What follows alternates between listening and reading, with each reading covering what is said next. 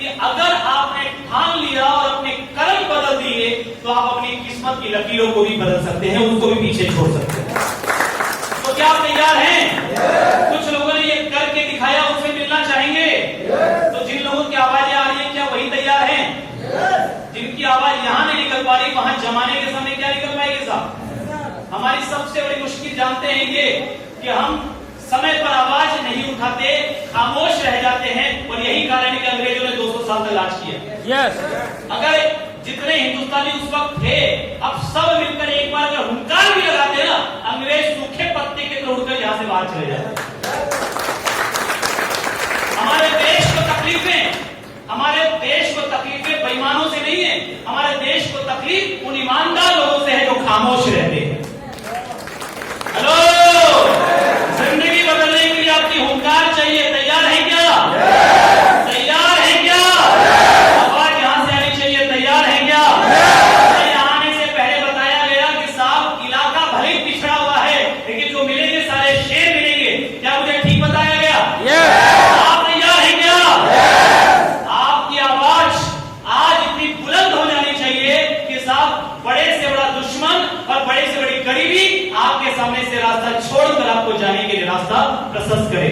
मैं आपको दिखाता हूं कुछ ऐसे लोगों का एग्जाम्पल, आपको दिखाता हूं जिन लोगों ने अपने हाथ की रेखाओं को पीछे छोड़ दिया। ये है हरे कला हाजा बाबू, फल बेच करके काम चलाते थे, फल बेचते थे, महीने रोज का 10-15 रुपया कमाते थे उस जमाने में।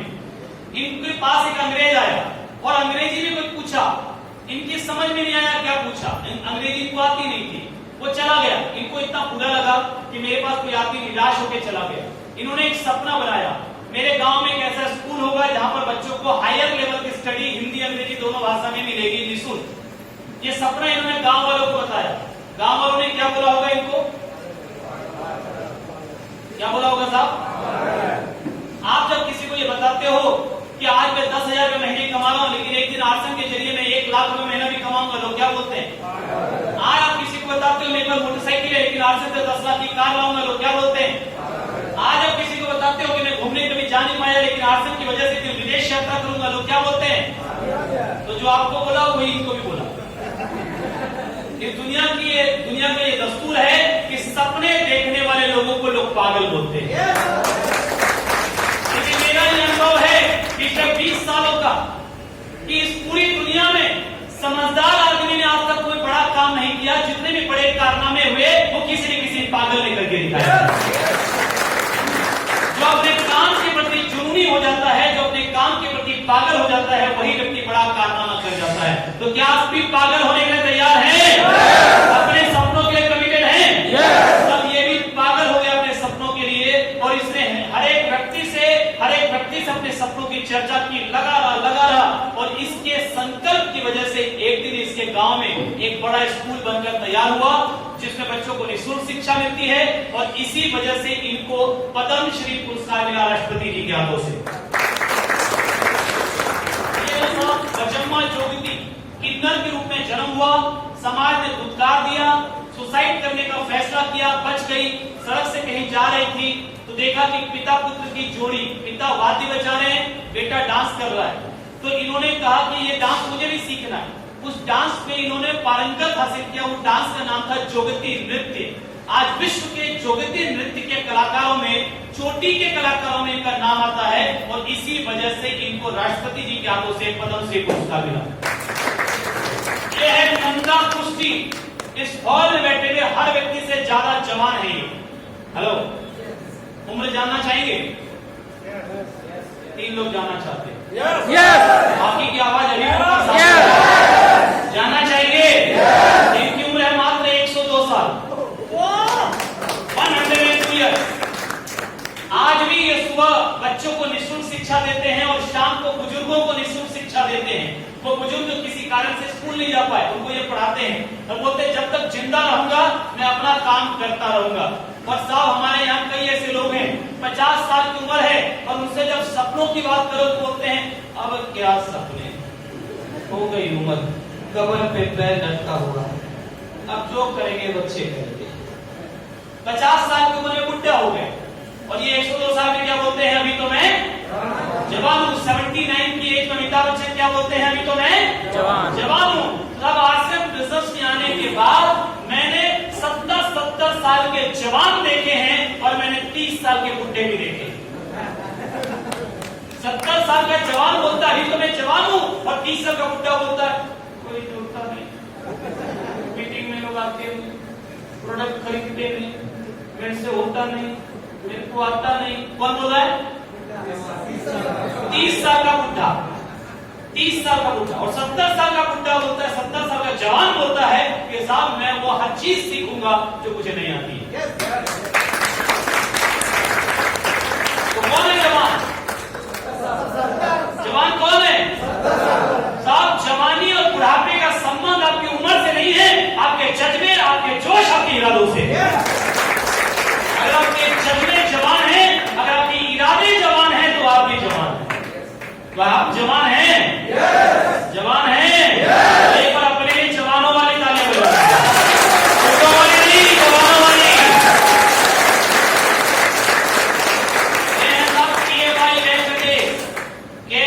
जिनकी नहीं बज रही है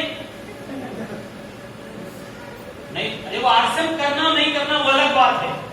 आरसीएम करना नहीं करना ये फैसला आपका है, लेकिन आज की मीटिंग में एक वादा कर रहा हूं, अगले और 35 मिनट आपने मेरा साथ दिया, आज की मीटिंग आपकी जिंदगी की यादगार मीटिंग होने वाली है। बुरा नहीं कहोगे, सारी तारीफ होगी, ये याद रखो। केवल 4 फीट की हाइट है, लोग मजाक उड़ाते थे। इन्होंने कहा सब कीड़े मकोड़े की जिंदगी जीने के लिए पैदा नहीं हुआ। इन्होंने खेल में भाग लेना शुरू किया, पैरा ओलंपिक में आज देश का प्रतिनिधित्व कर चुके हैं, कई गोल्ड मेडल जीत चुके हैं, जिसके लिए इनको पद्मश्री पुरस्कार मिला। ये है तुलसी गौड़ा, 13 साल की उम्र से पेड़ लगाना शुरू किया, अभी तक 30,000 पेड़ लगा चुकी है। आपने कितना लगाया? 30,000 पेड़ लगा चुकी है साहब। ये है डॉक्टर टैग, ये कंधे के सर्जन, हर साल 1000 से ज्यादा ऑपरेशन, ये इनके नाम हर साल 1000। मैंने कैलकुलेशन लगाया, डेली का 3 एवरेज आ रहा है। अब सोचो साहब, कल्पना करो 1000 से ज्यादा ऑपरेशन हर साल, कंधे के सर्जन। इनके पीठ में तकलीफ हुई, रीढ़ की हड्डी में एक बीमारी हुई और इनको लकवा मार गया, बिस्तर पर आ गए, 6 महीने तक पड़े रहे। एक दिन पड़े पड़े ख्याल आया कि दुनिया इस तरीके से तो मुझे भुला देगी, तो मेरा काम यूं पड़े रहना नहीं है। इन्होंने एक व्हील चेयर का निर्माण किया और उस पर बैठकर ऑपरेशन करना शुरू किया। लेकिन व्हील चेयर पर बैठकर ये हाथ और पैर का ऑपरेशन करते थे, कंधे का नहीं करते थे, क्योंकि कंधे के ऑपरेशन के लिए डॉक्टर को खड़े रहना जरूरी होता है। ये डॉक्टर थे, याद रखिए, डॉक्टर थे, वैज्ञानिक नहीं थे, साइंटिस्ट नहीं थे, इंजीनियर नहीं थे, डॉक्टर थे। लेकिन उसके बावजूद भी इन्होंने 6 महीने का फिर से ब्रेक लिया और एक ऐसी व्हील चेयर का निर्माण किया जिससे ये खड़े हो सकते थे, और खड़े होकर के इन्होंने ऑपरेशन करना शुरू किया। Doctor tag is back, doctor tag is back. क्या चाहिए साहब करने के लिए? क्या चाहिए करने के लिए? ये है साहब नेपोलियन बोनापार्ट। इतिहास में इनको एक महान सेनापति के रूप में जाना जाता है। इन्होंने अपने देश को बहुत सारी विजय दिलवाई है। ये कहते हैं हम या तो रास्ते ढूंढ सकते हैं, अगर रास्ते नहीं मिल रहे, आपके सामने अंधेरा है, आपके सामने मुश्किलें हैं, तो हम या तो रास्ते ढूंढ सकते हैं, और रास्ते ढूंढने से ना मिले तो हम रास्ते बना सकते हैं। हम रास्ते बना सकते हैं। और यदि आपने रास्ते बनाने के बारे में सोचा तो यकीन मानिए ये कुदरत भी आपका साथ देना शुरू करती है। इनके बारे में एक किस्सा है, अपनी सेना के साथ ये जा रहे थे किसी देश पर आक्रमण करने, क्योंकि वो देश इन पर आक्रमण करने वाला था। रास्ते में बुजुर्ग महिला मिली, उन्होंने कहा कहां जा रहे हो? इन्होंने बताया वहां जा रहे। तो बुजुर्ग महिला ने कहा पागल हो गए तुम लोग, रास्ते में अल्पस की पहाड़ियां पड़ती है, मारे जाओगे, आज तक कोई पार नहीं कर पाया। ये सुनकर सेना का मनोबल टूटने लगा, और यही एक लीडर का, एक अप्लाइन का, एक सेनापति का कर्तव्य होता है कि मुश्किल समय में वो अपना हौसला टूटने ना दे। अरे सब कुछ बिखर जाएगा, दोबारा खड़ा कर लेंगे। अगर हौसला बिखर जाएगा तो शायद कभी दोबारा खड़ा ना हो पाए। ये याद रखना, ये याद रखना, ये याद रखना। तो साहब इन्होंने तुरंत सूझबूझ से फैसला किया, गले से मोती की माला निकाली और बुजुर्ग महिला को दे दी। क्या बात है, ये तुमने हमारा दिल खुश कर दिया, ये लो माला। अब आप सोचेंगे साहब उसने तो डिमोटिवेट किया, ये माला क्यों दे रहे? आगे सुनिए।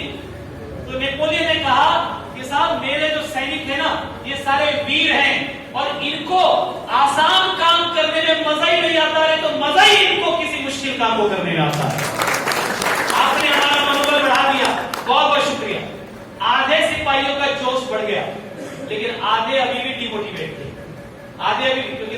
ऐसे नहीं होते।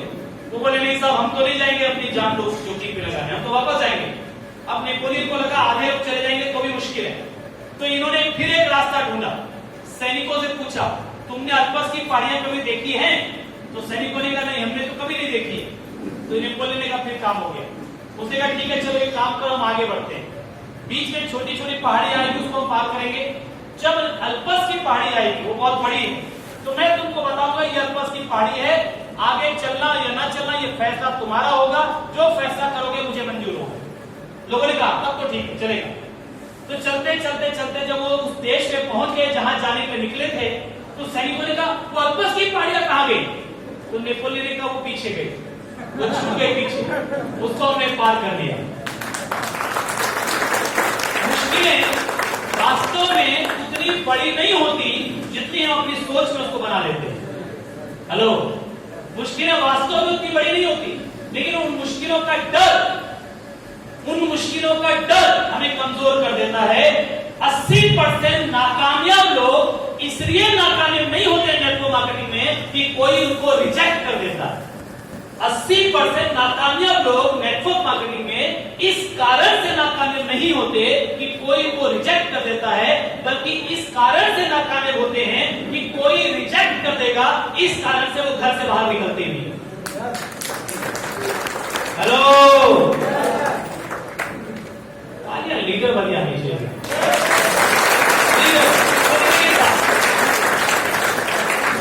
अगर कोई बात समझ में ना आए तो ताली मत बजाए, बिल्कुल मत बजाए।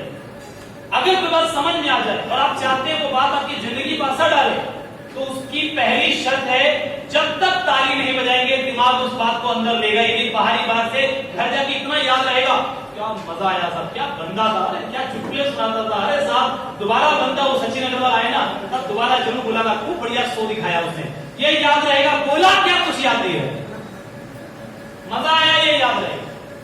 जो बोला वो याद रखना है तो तरीका एक ही है, जब मजा आए तालियां इतनी जोर से बजाओ कि वो बातें आपके दिमाग के अंदर जाकर जज्ब हो जाए। हेलो, साथ है मेरे? चलिए आगे बढ़ते। ये इनको जानते हैं? ये कौन है? सुंदर पिचाई जानते हैं? यही रहते हैं बरारवा में। कैसे जानते? घर के पड़ोसी आपके कैसे जानते साहब? पहुंचे हुए आदमी तो जानते हैं। गूगल के सीईओ हैं। सैलरी कितनी है इनकी? सैलरी कितनी होगी साल की? अंदाजा लगाइए। लगभग 1400 करोड़, 1400 करोड़ सैलरी है साल की। और ये है साहब लॉरेंस जेरिसन सीईओ है ओरेकल के। इनकी सैलरी साल की लगभग 2800 करोड़, 2800 करोड़ ये सैलरी है इनकी। मेरे दिमाग में जब ये मुझे मालूम पड़ा ना तो मेरे दिमाग में एक ख्याल आया कि भाई साहब ये जो सैलरी ये लोग ले रहे हैं तो इनका इंटरव्यू होता है सिलेक्शन के लिए, इनके जैसे और भी कई लोग अप्लाई करते हैं। तो जब इनको इतनी सैलरी मिल रही है तो इनका जो इंटरव्यू लेते हैं लोग, उनको क्या मिलता होगा, वो क्या कमाते होंगे? सवाल सोचने लायक है या नहीं है साहब? दूसरा सवाल मेरे मन में आया कि साहब आखिर वो इनसे पूछते क्या होंगे? अब जो व्यक्ति 1400 करोड़ के पैकेज के लिए ट्राई कर रहा है उससे ये तो पूछेंगे नहीं कि बेटा कहां तक पढ़े हो, ये तो नहीं पूछेंगे ना साहब। पहले से मालूम है कि इतनी बड़ी नौकरी के लिए कोई अगर आया है तो धुरंधर आदमी है, पहुंचा हुआ आदमी है, एजुकेटेड आदमी है, भाग आदमी है, कई कंपनियां चलाई हैं, मास्टरमाइंड है, ब्रिलियंट है, तभी अपने आप को 1400 करोड़ के लायक समझता है। हेलो, क्या मैं ठीक बोल रहा हूं? तो इनसे सवाल भी तो कोई इंटेलिजेंट पूछना पड़ेगा ना साहब। क्या पूछते होंगे? तो मुझे मालूम पड़ा कि इनसे एक ही सवाल पूछा जाता है, उस एक सवाल का जवाब ये लोग आधे घंटे तक देते हैं और आधे घंटे के उस जवाब के आधार पर इनका सिलेक्शन होता है। तो वो सवाल क्या है, जानना चाहते हैं?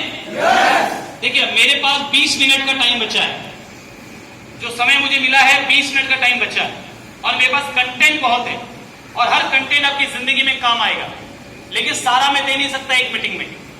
तो अब क्या आपको दूं क्या ना दूं, ये इस आधार पर तय होगा। आप जो जानना चाहेंगे वो मैं आपको बताऊंगा, जो जानना नहीं चाहेंगे वो हम आगे बढ़ जाएंगे, उसको छोड़ देंगे। चलेगा? चलेगा साहब? तो आप कोई चीज जानना चाहते हैं या नहीं चाहते हैं, ये कैसे मालूम पड़ेगा? चाहते हैं।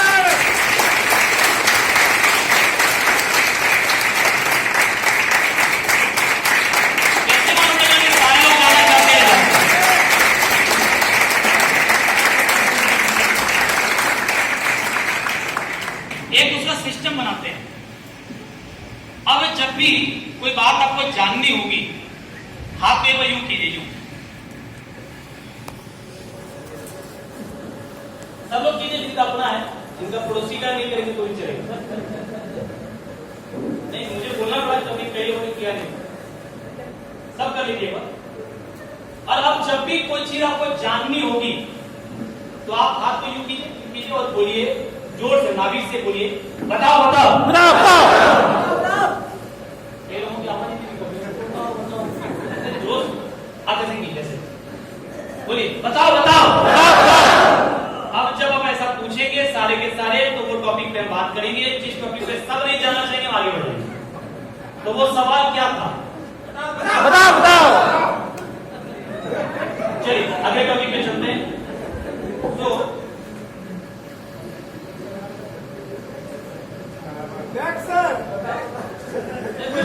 सारे लोग जाना नहीं चाहते, इसलिए हम अगले टॉपिक बताओ जाना चाहते हैं। नहीं, यस बोलने से काम नहीं चलता। बताओ बताओ। सब नहीं जाना चाहते। कुछ लोगों को क्या लग रहा है, बगल वाला करेगा हमारा भी काम हो जाएगा। आगे बढ़े, आगे को सब यूं करो। ये शर्म जब तक नहीं छोड़ोगे अमीर नहीं बनोगे, याद रखना। ये जो हाथ यहां तक लाने में शर्म आ रही है, तो लोगों के पास जाने में क्या होगा? हाथ यहां लो, अलग बोलो, बताओ बताओ। वो एक सवाल होता है, आपकी जिंदगी में आई अब तक की सबसे बड़ी प्रॉब्लम क्या थी और आपने उस वक्त क्या किया? प्रॉब्लम के समय आपने क्या किया? इंसान की औकात इस बात से मालूम नहीं पड़ती कि वो किस लेवल पर है, किस पद पर है, किस पीक पर है, या इनकम कमा रहा है, परफॉर्मेंस कैसा है। नो, इंसान की औकात इस बात से मालूम पड़ती है कि जब मुश्किलें आपकी जिंदगी में आती है तो उस वक्त आपकी प्रतिक्रिया क्या होती है। अरे साहब, जब सारा माहौल पॉजिटिव है तो गधा भी पॉजिटिव रह सकता है। हेलो हेलो, लेकिन जब एक के बाद एक विपरीत परिस्थिति आ रही है, एक के बाद एक नेगेटिव सिचुएशन मिल रही है, एक के बाद एक नेगेटिव लोग मिल रहे हैं, उस वक्त जो व्यक्ति पॉजिटिव रहता है वही जमाने का लीडर होता है, वही जमाने का लीडर होता है। So you are not checked by your performance. You are not checked by your performance. You are checked by how you handle the failure. आप मुश्किलों का सामना किस अंदाज में करते हैं? मुश्किलें तो देखिए सबकी जिंदगी में आएंगी, आ रही होंगी, नहीं आ रही तो आने वाली है, आएंगी ही आएंगी। जब तक आम जिंदगी जियोगे, नौकरी करोगे, छोटी मोटी दुकानदारी करोगे, छोटा मोटा व्यापार करोगे, मुश्किलें कम आएंगी। जिस दिन बड़ा लक्ष्य बना लोगे, बड़े सपने बना लोगे, मुश्किलें ज्यादा आएंगी। और जितनी बड़ी मुश्किल उतनी बड़ी कामयाबी। तो आप तैयार हैं बड़ी कामयाबी के लिए? तीन चीजों को हैंडल करना पड़ेगा आपको। तीन चीजों के समय आपका एटीट्यूड आपकी कामयाबी को तय करेगा। सबसे पहला, towards work, attitude towards work. काम के प्रति आपका रवैया कैसा होना चाहिए?